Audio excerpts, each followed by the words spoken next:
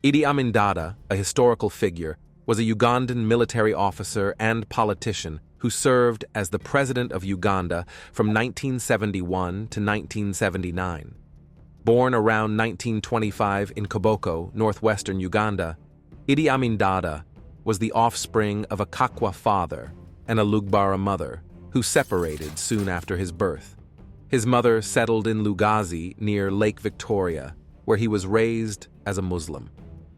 With only a basic education, Amin enlisted in the British King's African Rifles in 1946 as an assistant cook, while at the same time receiving military training. Due to his physical stature and readiness to employ physical strength, Amin rapidly advanced through the ranks and was sent to Somalia in 1949 to combat the Shifta rebels. He later participated in the British efforts to end the Mau Mau rebellion in Kenya, and for this, he was promoted to sergeant. Amin was an athletic man who excelled at many sports. Standing at 6 feet 4 inches, he secured the title of the light heavyweight boxing champion of Uganda, holding the position for an impressive 9 years. He also engaged in various other sports, such as rugby, swimming, and basketball, earning him a significant amount of fame. After over 70 years of British colonial rule, Uganda achieved its independence on October 9, 1962, with Milton Obote assuming the role of the country's inaugural prime minister. By 1964, Obote had formed a partnership with Amin, who played a key role in expanding the Ugandan army's size and influence. In February 1966, following accusations of their involvement in smuggling gold and ivory from Congo in exchange for arms, Obote suspended the constitution and declared himself executive president. Few years later, marked by 2 unsuccessful yet undisclosed assassination attempts, Obote began to doubt Amin's loyalty, leading him to issue an order for Amin's arrest. As Uganda grappled with political turbulence under President Milton Obote, Amin seized the opportunity to advance his ambitions. On January 25, 1971, Idi Amin Dada orchestrated the overthrow of Milton Obote's government. During Obote's regime, corruption and nepotism were rampant, particularly favoring the ethnic groups loyal to him, the Longi and Acholi. The military coup led by Amin took place while Obote was away, attending the Commonwealth Heads of Government meeting in Singapore. Amin accused Obote's government of corruption and mismanagement, providing a narrative that resonated with some Ugandans. The coup was swift and successful, leading Amin to declare himself president. After being overthrown, Milton Obote went into exile in Tanzania under the protection of Julius Nyerere to escape the political turmoil and threats to his safety. During his time in exile, Obote remained a significant figure and continued to be involved in efforts to address the political challenges in Uganda. The sentiment among Ugandans when Idi Amin came to power in 1971 was initially mixed. There were some who welcomed the change, viewing it as an opportunity for a break from the perceived corruption and political instability under Milton Obote. However, the early optimism quickly gave way to a darker reality. Idi Amin's regime became notorious for its brutal tactics and human rights abuse, causing fear across the country's population. Amin initiated a purge within the army, targeting supporters of Obote, particularly those belonging to the Acholi and Lango ethnic groups. The purge escalated, leading to massacres of Lango and Acholi soldiers in the Jinja and Mbarara barracks.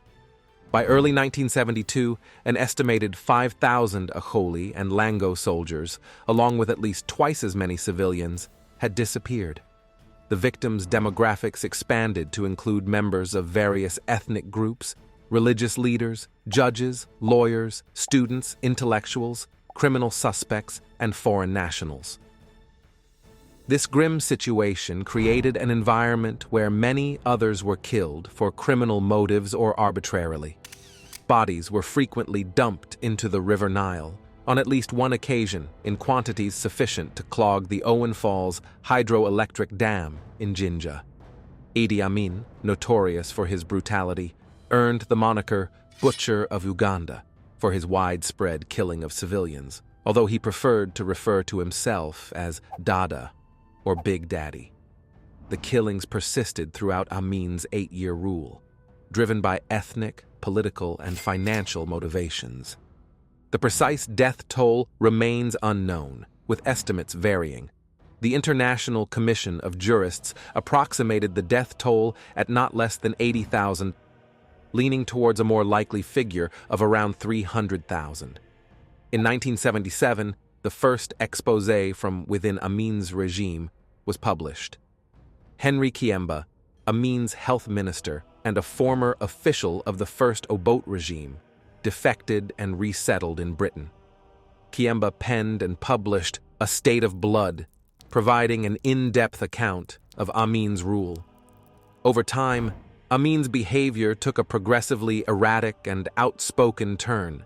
He adopted an array of numerous titles, styling himself as His Excellency, President of Uganda, President for Life, Field Marshal Al-Haji, Dr. Idi Amin, King of Scotland, Lord of all the beasts of the earth and the fishes of the sea, Distinguished Service Order, Military Cross, and Conqueror of the British Empire in Africa in general and Uganda in particular.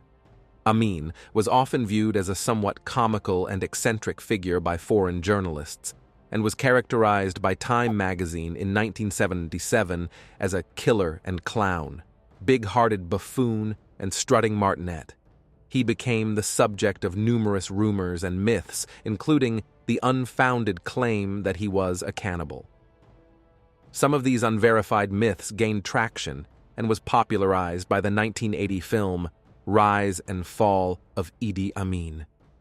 Another significant and infamous event during Idi Amin Dada's regime in Uganda was the expulsion of the Asian population in 1972. In August of that year, Amin issued a decree ordering the expulsion of the entire Asian community from Uganda within 90 days. The Asian community, largely consisting of Indian and Pakistani descent, had played a significant role in the country's economy. Many Asians were involved in commerce, trade, and various businesses. However, Amin justified the expulsion by accusing the Asian population of economic exploitation and unfair business practices. The order required the seizure of Asian-owned businesses, leading to the displacement of approximately 80,000 individuals who had to abandon their possessions. This caused significant economic repercussions as Uganda lost a skilled and entrepreneurial segment of its population. The expulsion was also accompanied by violence and human rights violations, with reports documenting incidents of harassment, looting, and even physical harm against the Asians. These actions taken by Amin's government were widely condemned internationally, further isolating Uganda on the global stage, causing a significant demographic shift in the country. The departure of the Asian community had a lasting impact on Uganda's economic landscape, taking years for Uganda to recover from their consequences. This expulsion is remembered as a dark chapter in Uganda's history. On June 27, 1976, Air France Flight 139, taking off from Tel Aviv to Paris, was hijacked. The flight, which had originated in Tel Aviv, had a scheduled layover in Athens, Greece, before it was to continue to Paris, France, containing approximately 248 passengers, 12 crew members, and 4 hijackers on board.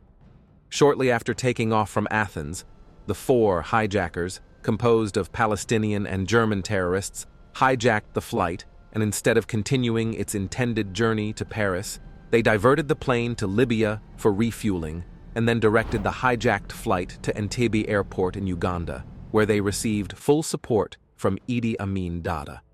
Amin personally welcomed the passengers as the plane landed, and the Ugandan soldiers at Amin's direction assisted the hijackers in relocating the hostages to an old terminal. The hijackers separated the Israelis and non-Israelis hostages from the rest of the captives. Over the next few days, 148 non-Israelis were released and flown out to Paris, leaving behind 106 hostages, including the 12 Air France crew members who courageously agreed to stay with the hostages. The Jews were then placed under the guard of the terrorists and the Ugandan soldiers in the terminal. On 28 June, the hijackers issued a declaration. They demanded the release of 53 Palestinian militants and a $5 million ransom in exchange for the release of the hostages. They threatened that if these demands were not met, they would begin to kill the hostages on July 1st. With the deadline in motion and little known about the underlying motives of the hijackers and their exact whereabouts in Entebbe airport, Israel's government and security officials sought to collect information about the situation as quickly as possible. Operation Thunderbolt was launched by Israeli commandos. They gathered detailed information about the airport layout, the number of hijackers, and the Ugandan military presence. Special forces conducted aerial surveillance of the airport using a modified Boeing 707, which helped in assessing the situation on the ground. The commandos then constructed a full-scale replica of the Entebbe terminal, allowing them to rehearse the operation in realistic conditions. They planned a flight path avoiding hostile territories, flying low to avoid radar detection, and having the element of surprise. On July 4th, the Israeli Defense Forces carried out the operation, led by then-Lieutenant Colonel Yonatan Netanyahu. They flew over 2,500 miles to Entebbe, surprising the soldiers during the night when visibility was low. The commandos landed, stormed the terminal, and engaged in a swift and precise operation. Ugandan soldiers fired at the Israelis from the control tower. In the intense firefight, all hijackers and 3 hostages were killed, along with a number of Ugandan soldiers. Tragically, Yonatan Netanyahu, the older brother of Israeli Prime Minister Benjamin Netanyahu, lost his life during the mission. The Israeli commandos successfully rescued 102 hostages, swiftly evacuating them from Entebbe to Israel. The success of the mission dealt a severe blow to the prestige of Idi Amin Dada. Amin was deeply humiliated after endorsing the terrorists and facing defeat. In retaliation, he ordered the murder of Dora Bloch, a 74-year-old Israeli passenger who had fallen ill on the plane. Bloch had been transferred to a hospital in Kampala and consequently was not present with the passengers during the rescue mission. Additionally, he also ordered the massacre of hundreds of Kenyans living in Uganda, including airport staff at Entebbe, in retaliation for Kenya's assistance to Israel in the raid. And to avoid more casualties, a substantial number of Kenyans fled Uganda as refugees. The reason the hijackers selected Entebbe can be succinctly explained. Idi Amin was a big supporter of the Palestinian cause and a professed enemy of Israel. When it came to Israel, he'd actually once been an ally, happily receiving surplus military materials and engaging in civilian projects. In fact, an Israeli company even assisted in upgrading Entebbe Airport, constructing a modern terminal before the hijacking occurred. Israel provided training for Ugandan troops in the 1960s, sent agricultural experts, and offered assistance in various forms. This aid continued despite Amin's coup in 1971, but when he began to ask for more help in fighting Kenya and Tanzania, Israel discontinued its support. Uganda owed Israel a lot of money from weapon sales and construction projects. However, when Amin requested Israel to forgive the debt, Israel declined. Consequently, Amin shifted Uganda's alliances, seeking help from Libya and Saudi Arabia, and in exchange for their aid, he agreed to terminate relations with Israel and expel Israelis from Uganda. Amin, known for his unpredictable and ambitious nature, saw an opportunity to enhance his status on the international stage by forming alliances with influential leaders. He did a great job in portraying himself as a pro-Palestinian and undertaking public-related work to garner support from the Arab and Islamic nation. Amin subsequently developed a close relationship with Muammar Gaddafi, Libya's former leader, establishing a friendship characterized by mutual support and cooperation. The Entebbe raid was one significant event that also solidified their friendship, as both leaders shared an anti-Israel stance. As time passed, Gaddafi provided political and economic support to Amin, contributing to infrastructure projects in the country, and in return, Amin aligned himself with Gaddafi's anti-Western and pan-African stance. Gaddafi also offered military aid to Uganda. His assistance helped Amin to consolidate his power and pursue various economic and military initiatives. Their collaboration was viewed as an expression of their common vision, as both advocated for Pan-Africanism. Gaddafi, a significant figure in the Arab and Muslim world, supervised the construction of a mosque in Kampala, Uganda, as a manifestation of his commitment to promoting Islamic identity and heritage. The mosque served as a gift to Uganda, specifically for the Muslim community, and represented a symbolic gesture of goodwill and friendship. This endeavor contributed to the positive perceptions of Libya in Uganda. Building connections with Gaddafi allowed Amin to project an image of strength and assertiveness, both domestically and internationally. By 1978, Amin found himself increasingly challenged by dissent within Uganda, and his inner circle significantly reduced. Following the brutal killings of Archbishop Luwum and ministers Oryema and Oboth Ofumbi in 1977, several of Amin's ministers either defected or sought refuge in exile. Later that same year, Amin's vice president, General Mustafa Adrisi, sustained injuries in a suspicious car accident, leading to a mutiny by troops loyal to him. Amin responded by deploying troops against the mutineers, some of whom escaped across the Tanzanian border. Later on, he accused Tanzanian President Julius Nyerere of initiating a war against Uganda, prompting the invasion of Tanzanian territory.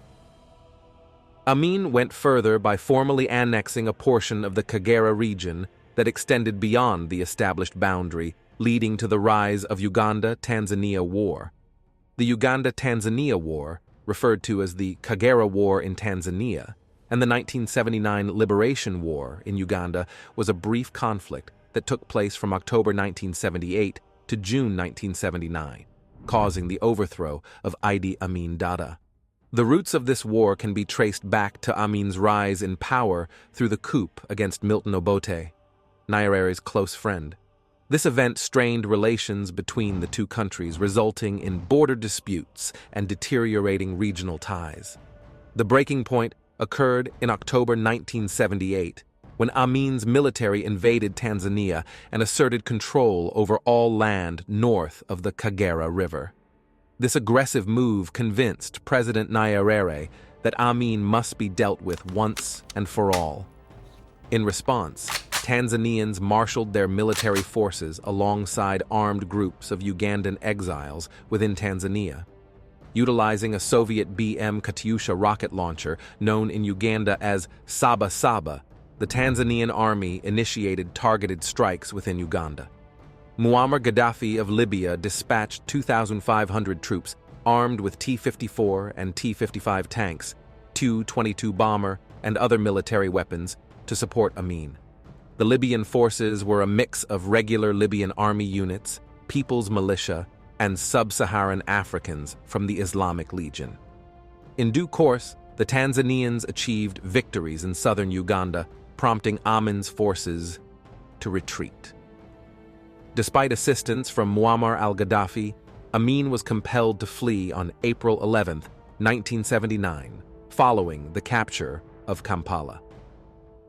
Nyerere and the Ugandan exiles then focused on taking Kampala and installing a representative government.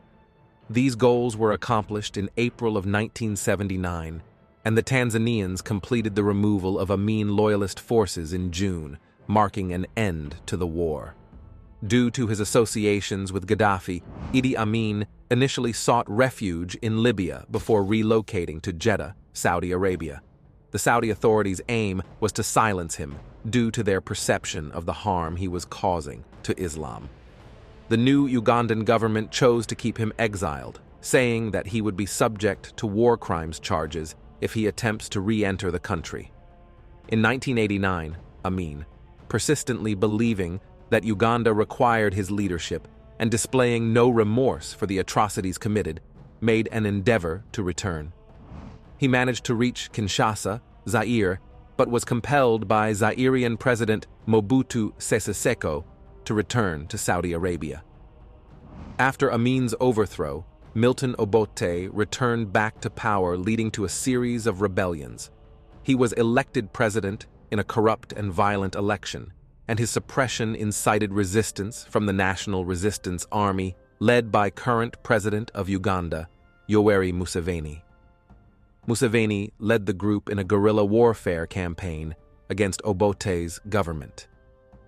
After some time, the resistance prevailed, and on January 26, 1986, Museveni declared himself as the president of Uganda. On July 19, 2003, Amin's fourth wife, Nalongo Madina, reported that he was in a coma and on the brink of death due to kidney failure. She appealed to Yoweri Museveni, requesting permission for Amin to return to Uganda for the remaining days of his life.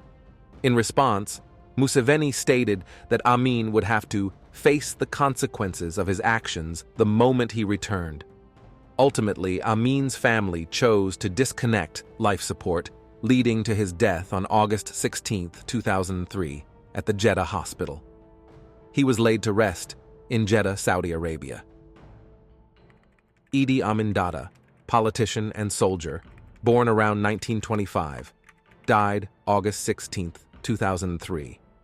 Thanks for watching. Share your thoughts in the comments below, and if you enjoyed this video, don't forget to subscribe and give it a thumbs up. Until next time, stay curious and keep exploring.